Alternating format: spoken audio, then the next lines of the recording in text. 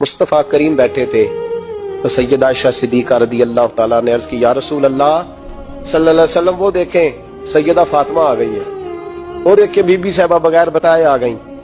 हजरत फातिमा ज़हरा आई, हुजूर ने फरमाया फातिमा बगैर इत्तला के।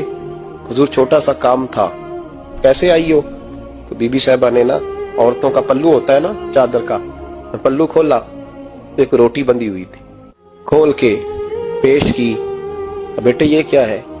अब्बा जी कई दिनों से घर में रोटी नहीं पकी थी, आज अली कुछ जौ लाए थे, पीसे हैं, चंद रोटियां बनी हैं, तो बच्चों ने तो खा लिया, तो मेरे सामने भी एक रोटी आई थी, मैंने लुकमा तोड़ा है तो मुझे ख्याल आया पता नहीं मुस्तफा ने खाया है कि नहीं खाया, पता नहीं हुजूर ने रोटी खाई है कि नहीं, तो हुजूर मैं लेके हाजिर हो गई हूँ, मेहरबानी फरमाए।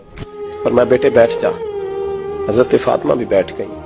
सैयदा आयशा कहती हुजूर भी बैठ गए। फरमाया फातिमा कितने दिनों से नहीं खाया? अर्ज की हुजूर 3 दिन से। फरमाया बेटे मैंने 5 दिन से नहीं खाया, आ जा। दोनों बाप बेटी मिल के खाते हैं। रोटी 2 हिस्सों में हुजूर ने बांटी। फरमाया चल आदि तू खा, आदि मैं खाता हूँ। हजरत फातिमा ने लुकमा तोड़ के मुंह में रखा, रो पड़ी, हुजूर 5 दिन से नहीं खाई। और मैं बेटे चुप कर, हमारा दुनिया से क्या ताल्लुक, एक पोल रह गया है, बस अल्लाह फिर जन्नत की सारी नेमतें अता फरमाए।